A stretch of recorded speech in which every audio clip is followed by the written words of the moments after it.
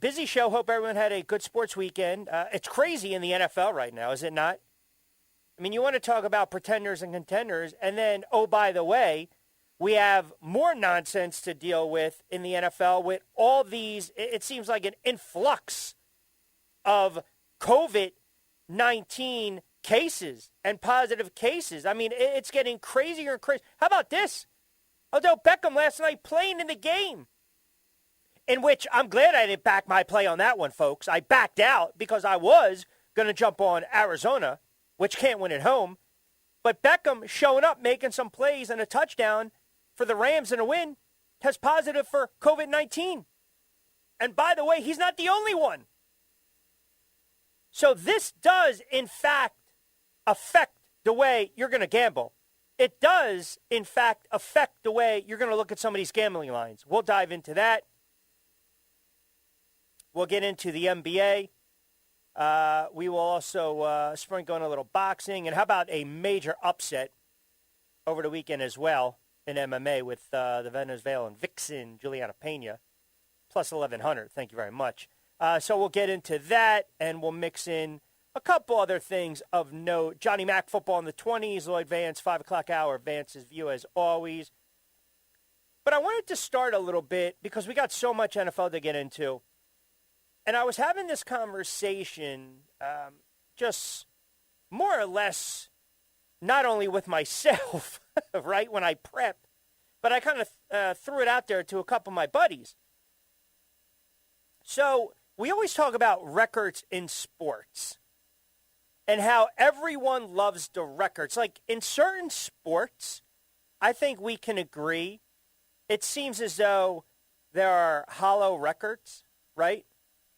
When you talk about career hits, or you talk about not missing a game in baseball, you know, the Ripken streak, or DiMaggio, or career hits, or Pete Rose, or the home run record.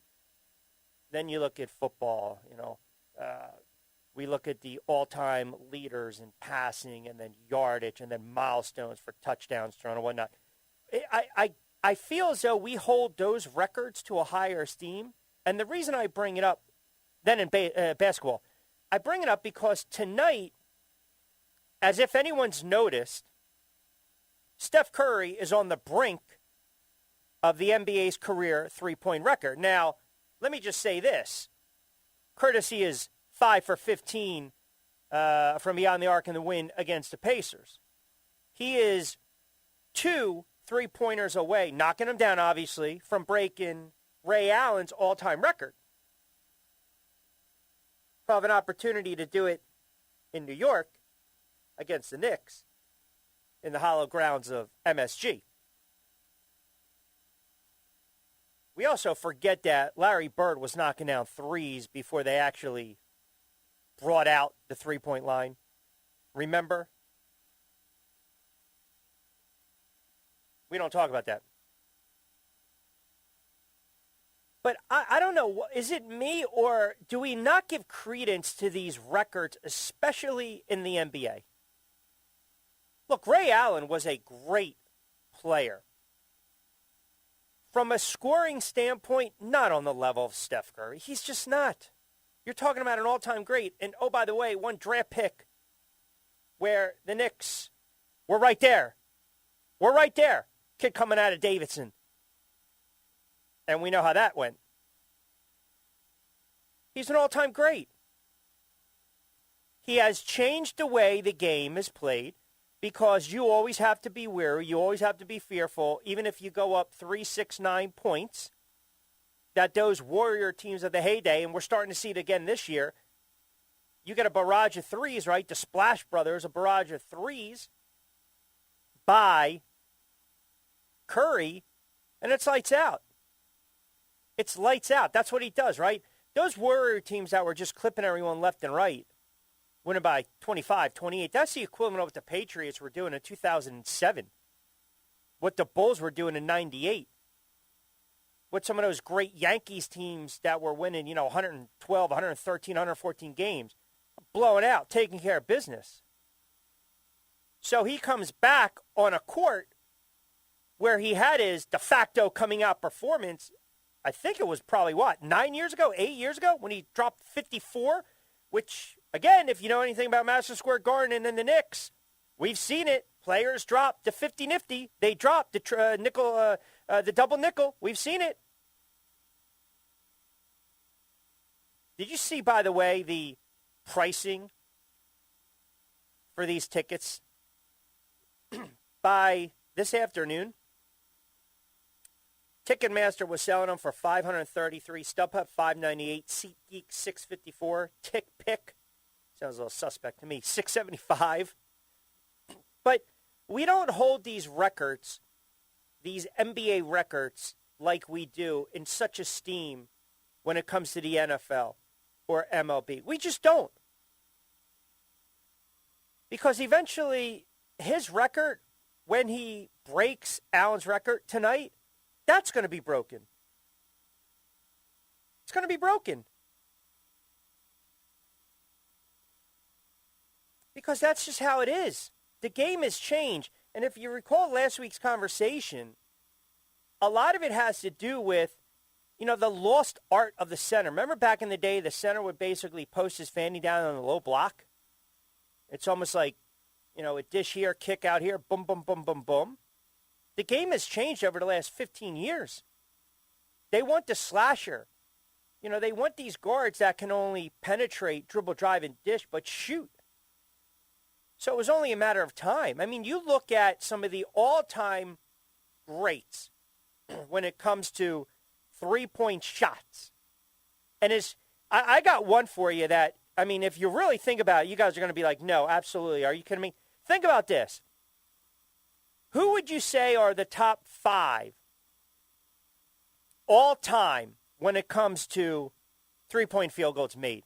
That clutch gene. Ray Allen, Curry, obviously Reggie Miller. But then after those 3, where are we going? Because you can't really count Bird because they moved out the line. And it was after the fact. People forget that. Bird was drafted, 81? Then they decided, okay, a couple years later, we're going to move out the line a little more. Think about all the times that Larry Bird was knocking down these shots. It's almost like the sack record in the NFL, because they only started to really compile sacks in 82. The line's been moved several times. Several times. In 79-80, the average three-point field goals per game was just under 1. The average three-point attempts per game was 2.8. So your effectiveness was 29%. In 1999 to 2000, the average three-point goals per game were 4.8. The average attempts were 13.7.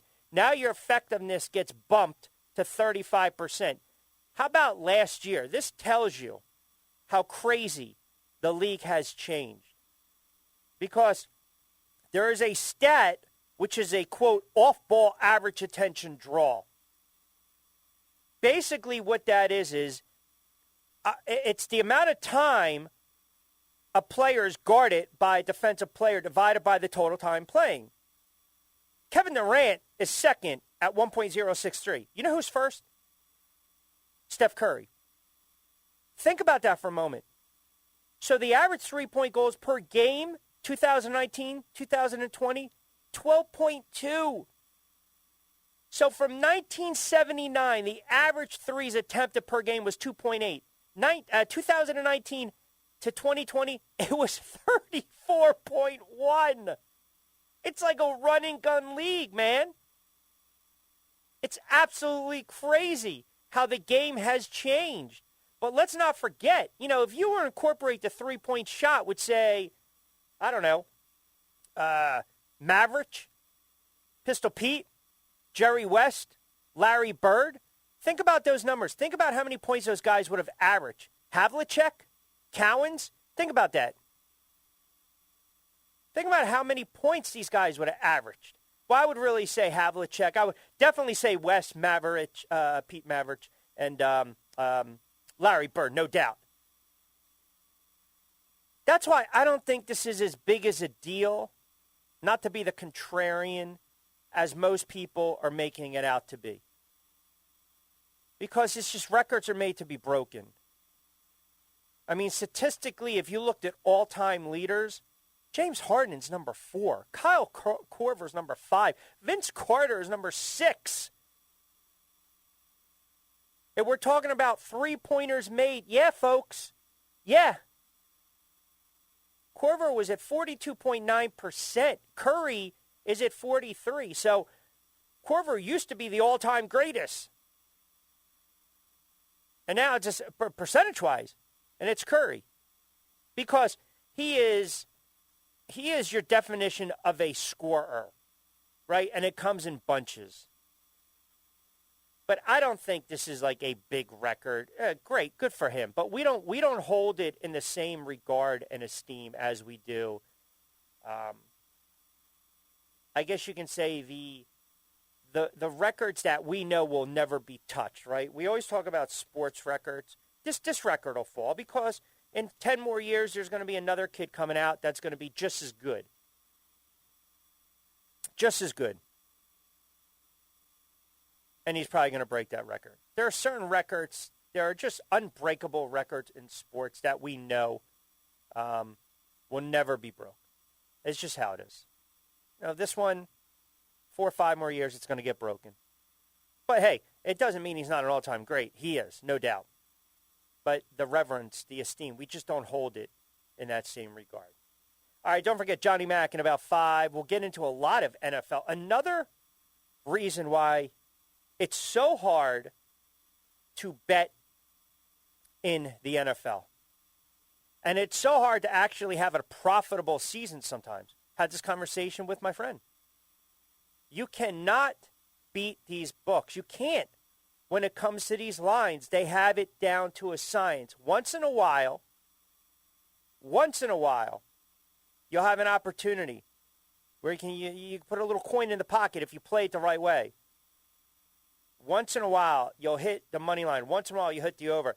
Like we had a good weekend again. We loved the under in Army-Navy. We loved the over in Thursday Night Football. We hit that sucker, right? We loved the Chiefs. That was a blowout.